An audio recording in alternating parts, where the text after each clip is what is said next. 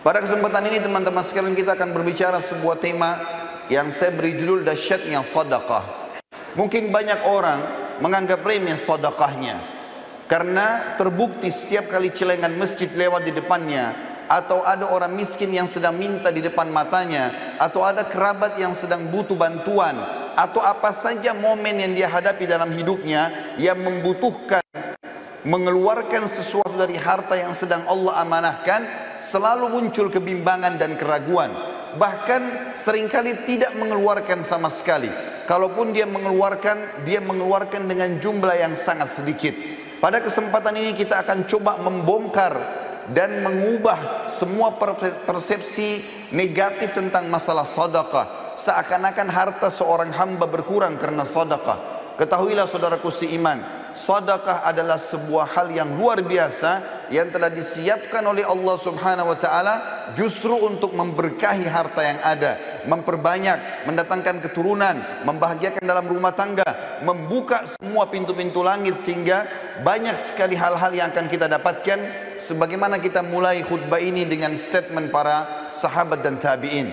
Umar bin Khattab radhiyallahu anhu berkata, sesungguhnya amal itu saling berbangga diri satu sama yang lain, sementara sedekah akan berkata dengan amal-amal yang lain, sayalah yang paling baik di antara kalian.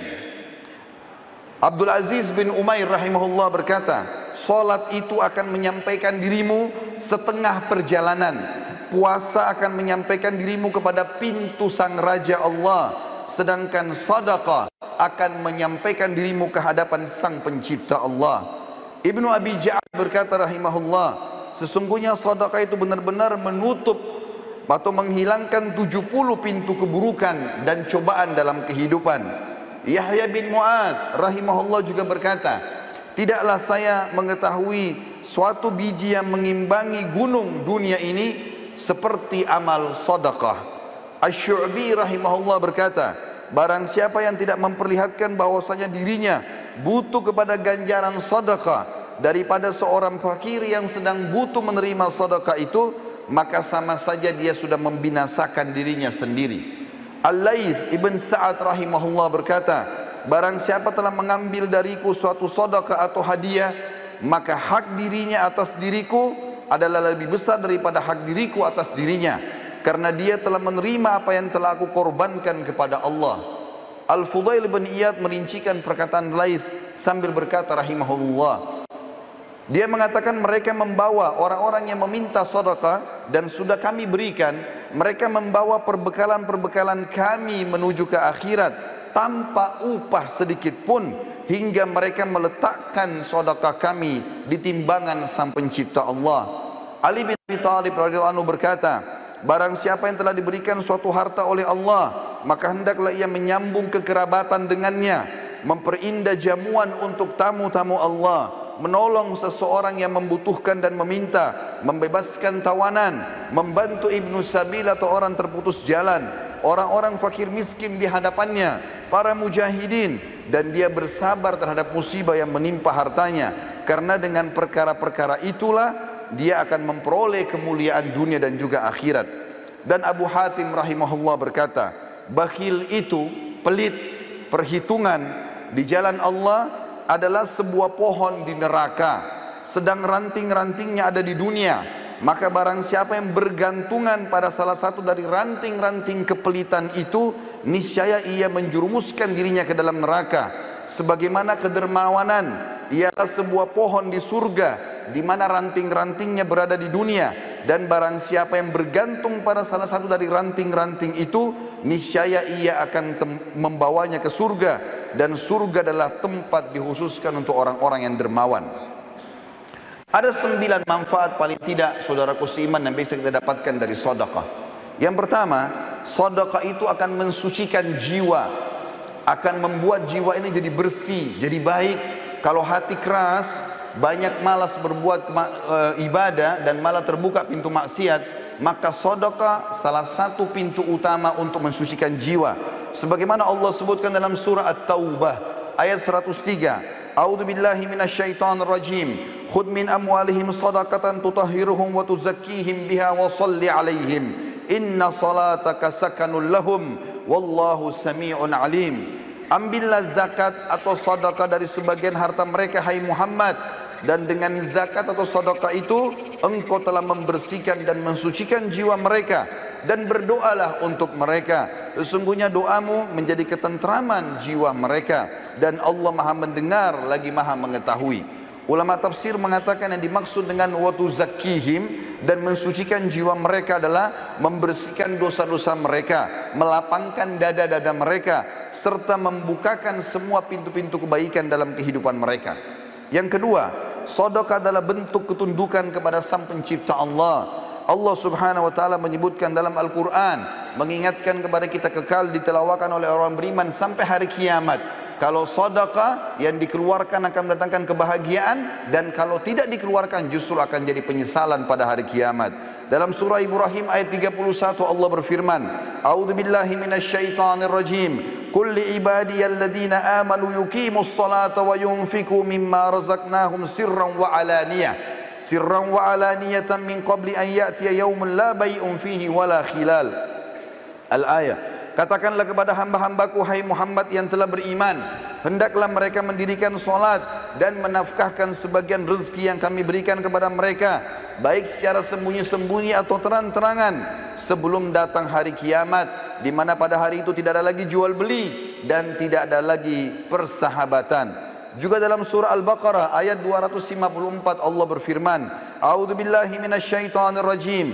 Ya ayyuhalladzina amanu anfiqu mimma razaqnakum min qabli an ya'tiya yaumun la bay'un fihi wala khullatun wala syafa'ah wal kafiruna humudz zalimun. Hai orang-orang yang beriman, yang sudah merasa memiliki iman kepada Allah, Allah memanggil kita semua. Belanjakanlah di jalan Allah sebagian dari rezeki yang telah kami berikan kepada kalian sebelum datang hari yang mana pada hari itu tidak ada lagi jual beli, tidak ada lagi pertolongan, dan orang-orang kafir adalah orang-orang yang zalim. Yang ketiga, seorang mukmin akan terlindungi pada hari kiamat dengan sedekahnya. Dikatakan dalam sebuah hadis dari Uqbah bin Amir radhiyallahu anhu, beliau berkata, saya mendengarkan Rasulullah sallallahu alaihi wasallam bersabda, kullu imri'in fi dhilli sadaqatihi hatta yufsala bainan nas atau qala hatta yuhkama bainan nas. Dan hadis ini disebutkan Ibnu Khuzaimah dan dikatakan sanadnya sahih berdasarkan syarat Muslim, yang artinya adalah setiap orang nanti pada hari kiamat akan dilindungi oleh sedekahnya, di mana Allah Subhanahu wa taala sedang ditunggu untuk mengadili para hamba-hamba, atau kata Nabi SAW, hingga Allah memutuskan di antara manusia. Abul Khair, salah satu perawi hadis ini, setelah membaca dan menghafalnya, maka dia dikatakan oleh para orang di sekitarnya, tidak pernah lewat satu hari pun kecuali dia langsung bersedekah, walaupun hanya dengan sepotong kue atau sebutir bawang saja. Juga dalam hadis lain diriwayatkan Bukhari Muslim, sebagaimana disebutkan hadis yang cukup panjang, ada 7 orang akan dinaungi oleh Allah pada hari kiamat. Tidak ada naungan kecuali naungan Allah. Salah satunya adalah seseorang yang bersedekah dengan tangan kanannya sampai tangan kirinya tidak mengetahui. Artinya kalau tangan kiri tidak tahu, bagaimana dengan orang lain? Dia berusaha selalu bersedekah dan mengejar rahmat Allah dari situ. Yang keempat, sedekah akan menjauhkan dari musibah, cobaan, bahkan kematian buruk. Sebagaimana dijelaskan dalam sebuah hadis diriwayatkan Tabarani dalam kitab Al-Kabir dengan sanad hasan, kata Rasulullah sallallahu alaihi wasallam, "Sana'iul ma'rufi taqiyu masari as-su' wa sadaqatus sirri tudfi'u ghadabur rabb wa silatur rahim tazidu fil umur." Perbuatan-perbuatan baik dan kepatuhan kepada Allah akan menghindarkan diri dari pintu-pintu keburukan. Sedekah yang tersembunyi akan memadamkan amarahnya Sang Pencipta Allah, dan menyambung tali silaturahim akan menambah umur. Di dalam hadis yang lain dari Anas bin Malik radhiyallahu anhu, bahwasanya Rasulullah sallallahu alaihi wasallam bersabda, "Innas sadaqata la tudfi'u ghadabur rabb wa tadfa'u an mitati su'." Ketahuilah bahwasanya sedekah dapat memadamkan amarahnya Sang Pencipta karena sudah melanggar, dan menghindarkan diri dari kematian yang buruk.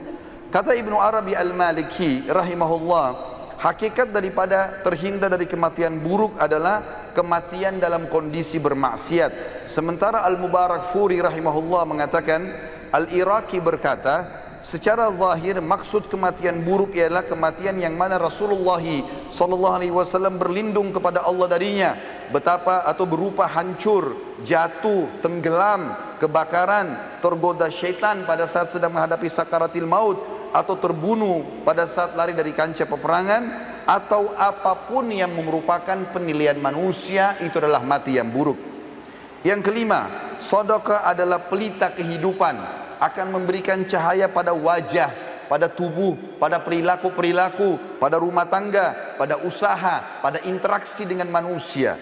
Sebagaimana disebutkan dalam hadis yang sahih diriwayatkan Imam Muslim, kata Nabi SAW, at-tuhuru syatrul iman, walhamdulillahi tamla'ul mizan, wa subhanallahi walhamdulillahi tamla'ani, atau tamla'u ma bainas samawati wal ard, was-salatu nur, was-sadaqatu burhan, was-sabru dhiya, wal qur'anu hujjatun laka aw alaik, kullu nasi yaghdu fabayi'u nafsahu famu'tikuha aw mubikuha.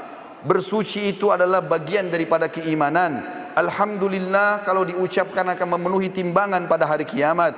Subhanallah dan Alhamdulillah memenuhi apa yang berada di antara langit dan bumi. Salat itu akan menjadi cahaya kehidupan, sementara sedekah akan menjadi pelita kehidupan. Sabar itu akan menjadi penolong, sedangkan Al-Quran bisa menjadi hujjah terhadapmu atau menjadi penolongmu. Apabila kau meninggalkannya maka dia akan menjadi hukuman bagimu, dan kalau kau mengamalkan isinya maka dia akan menyelamatkanmu. Setiap manusia berusaha untuk menjual dirinya dan menyelamatkannya. Di antara mereka ada yang membebaskan dirinya dengan kebaikan-kebaikan, dan ada yang menghancurkannya dengan kemaksiatan. Yang keenam, sedekah itu bisa menebus seorang muslim dari hukuman Sang Pencipta Allah. Sebagaimana disebutkan dalam sebuah hadis, kata Nabi SAW menceritakan tentang Nabi Yahya alaihissalam. Beliau pernah berkata kepada umatnya, wa amurukum bis sadaqah fa inna mathala dzalika kamathali rajulin asarrahu atau asarahu al-adu fa awsaqu yadahu ila unukihi wa qaddamuhu liyadribu unuqah faqal ana afdihi minkum bil qalili wal kathir fa fadha nafsahu minhum. Saya memerintahkan kalian untuk bersedekah, karena yang demikian itu seperti seseorang yang sedang ditawan oleh musuh, dan mereka mengikat erat tangannya ke lehernya dan dihadapkan untuk dipenggal lehernya. Kemudian dia pun berkata kepada orang-orang yang akan memenggalnya, saya menebus diriku dengan seluruh harta yang aku miliki. Akhirnya mereka pun melepaskannya. Nabi SAW telah menyerupakan seorang pemberi sedekah seperti tawanan, lalu sedekah hadir untuk membebaskan dia. Yang ketujuh, Allah akan mengembalikan apa yang dikeluarkan.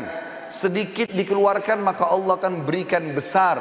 Mengeluarkan satu kali sedekah apapun sifatnya, maka pada saat itu minimal balasan Allah 10 kali lipat, bahkan bisa sampai 700 kali lipat dan kelipatan-kelipatan yang banyak. Allah menyebutkan dalam surat Saba ayat 39, A'udzu billahi minasyaitonir rajim. Qul inna rabbi yabsutur rizqa liman yasha'u min ibadihi wa yaqdiru lah wa ma anfaqtum min syai'in fahuwa yukhlifu wa huwa khairur raziqin. Katakanlah hai Muhammad kepada hamba-hambaku, sesungguhnya Tuhanku melapangkan rezeki bagi siapa yang dikehendakinya di antara hamba-hambanya, dan menyempitkan bagi siapa yang dikehendaki.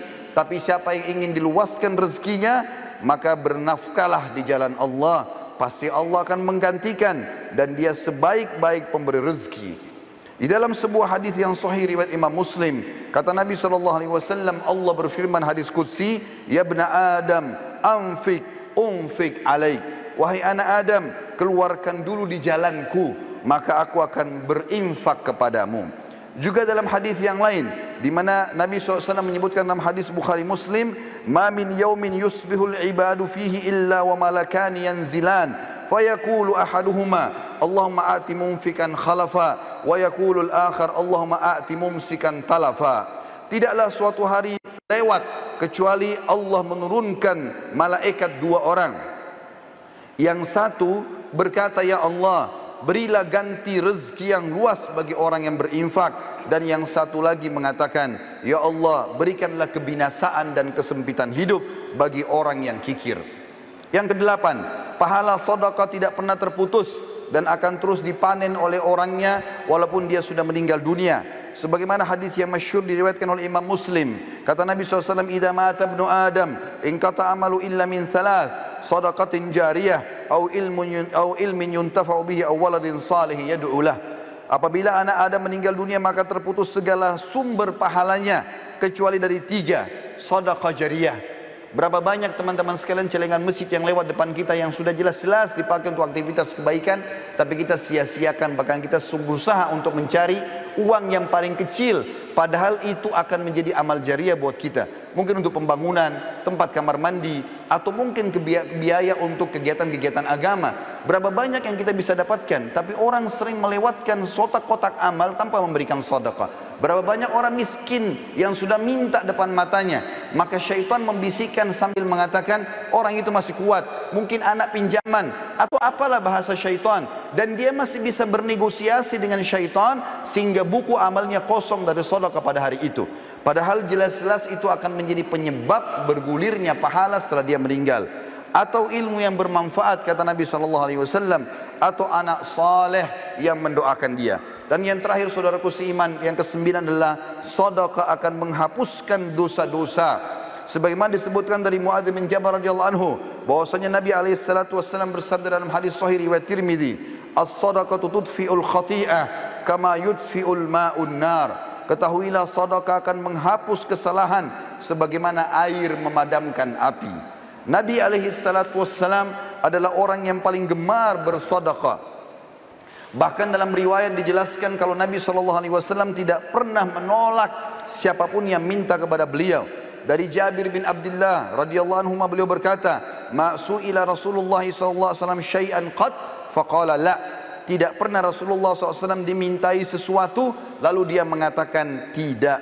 Juga dari Anas bin Malik beliau berkata, "Ma su'ila Rasulullah SAW alal islami syai'an illa a'tah. Walaqad ja'ahu rajulun fa'atahu ghanaman baina jabalaini faraja ila qaumi faqala ya qaum aslimu fa inna Muhammadan yu'ti ata'an la yakhshal faqr."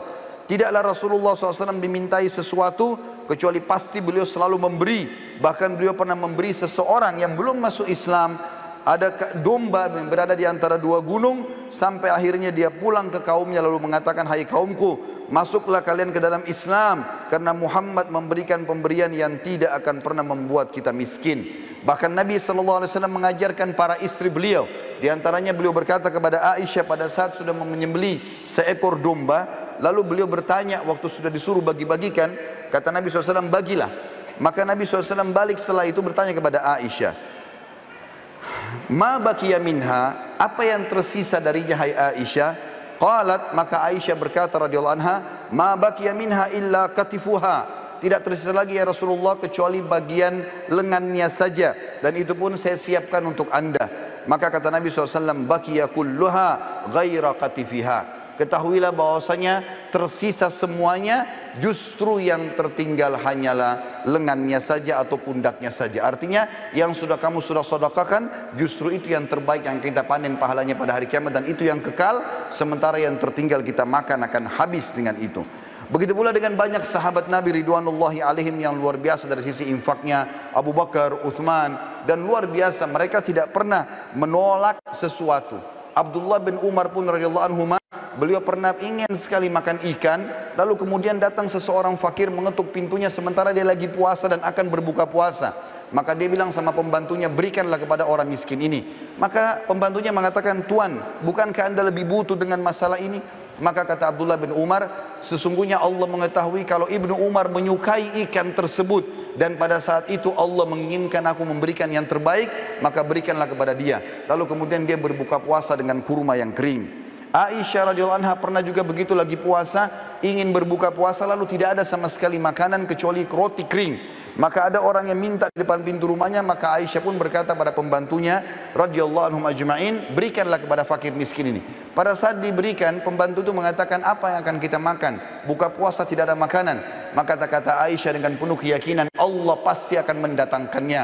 Sebelum menjelang azan maghrib, datanglah seseorang dari penduduk Madinah memberikan seekor kambing yang utuh diberikan dengan dihiasi dengan minyak samin dan za'faran, utuh diberikan ke rumah Aisyah anha. Lalu Aisyah pun berbuka puasa dengan pembantunya pada saat sambil berkata, makanlah daging ini, sesungguhnya ini lebih baik daripada roti yang sudah kamu infakkan itu. Abu Dahda radhiyallahu anhu, sahabat Nabi yang mulia luar biasa. Beliau mendengarkan firman Allah turun di dalam surah Al-Baqarah 245 yang bunyinya, a'udzubillahi minasyaitonir rajim, man dzalladzi yuqridullaha qardan hasana. Siapakah yang ingin meminjamkan untuk Allah dengan pinjaman yang baik? Maka Abu Dahda datang kepada Nabi SAW mengatakan, ya Rasulullah, apakah Allah minta pinjaman dari kita? Kata Nabi SAW, iya. Maka kata Abu Dahda, ulurkan tanganmu ya Rasulullah. Lalu diulurkan tangan Nabi SAW, lalu dia memegang mengatakan, aku telah meminjamkan kebun kurmaku kepada Allah, isinya 600 pohon kurma, semuanya karena Allah. Maka diberikanlah kepada Nabi SAW, lalu Nabi SAW bersedekah dengan hal tersebut. Lalu Nabi bersabda, kam min azkin radahin di Abi Dardah fil jannah. Berapa banyak yang akan didapat oleh Abu Dahda balasan pengganti pohon kurma ini di surga nanti. Terus Nabi SAW ulangi sampai banyak di antara sahabat yang menangis melihat sedekah tersebut. Abu Talha radhiyallahu anhu juga bersedekah dengan luar biasa. Beliau punya sebuah kebun kurma namanya Bayruha. Itu luar biasa indahnya dan ada mata air yang dingin di situ. Nabi SAW suka minum dari situ setiap harinya. Maka dia pun berkata, ya Rasulullah, aku telah membaca firman Allah dalam surah Al-Imran ayat 92 yang bunyinya, a'udzubillahi minasyaitonir rajim, lan tanalu birra hatta tunfiqu mimma tuhibbun wa ma tunfiqu min syai'in fa innallaha bihi alim. Kamu sekali-kali tidak akan pernah merasakan kesempurnaan dalam balasan pahala kebaikan sampai kalian menginfakkan yang terbaik yang kalian miliki, dan sungguhnya apapun yang kalian infakkan Allah Maha mengetahui. Maka dia pun berkata, sesungguhnya harta yang paling aku cintai adalah perkebunan kurma Bayruha, dan aku ingin menginfakkannya di jalan Allah. Maka Nabi SAW mengatakan, bakhin dzalika malur ribh, dzalika malur rabih, wa qad sami'tu ma qultu wa inni ara an taj'alha fil aqrabin. Faqala Abu Talha, af'al dzalika ya Rasulullah. Artinya, sungguh keberuntungan kau hai Abu Talha, sungguh keberuntungan, hartamu ini menguntungkan sekali, dan aku telah mendengar kau menginfakkan di jalan Allah, dan aku memerintahkan kamu untuk memberikan kepada sanak kerabatmu terdekat. Abu Talha pun mengatakan iya. Sebagai penutup teman-teman sekalian, saya minta waktu sekitar 2-3 menit. Saya akan menyampaikan beberapa kisah berhubungan dengan pentingnya sedekah, dan ternyata dia bisa menyembuhkan banyak penyakit. Di antaranya disebutkan bahwasanya, atau beranjak daripada hadis Nabi SAW, dengarlah saudaraku seiman yang masih punya penyakit kronis, yang sudah bertahun-tahun tidak sembuh penyakitnya, yang punya masalah tidak selesai-selesai, ribut dalam rumah tangga, anaknya sakit, pekerjaannya tidak berkembang, apa saja. Sabda Nabi SAW yang masyhur dalam hadis sahih riwayat Al-Baihaqi, dawu mardakum bis sadaqah wa hassinu amwalakum biz zakah wa iddu lil bala'id du'a. Obatilah orang-orang yang sakit di antara kalian dengan sedekah, bentengilah harta kalian dengan zakat, dan siapkanlah untuk menghadapi musibah dengan doa-doa.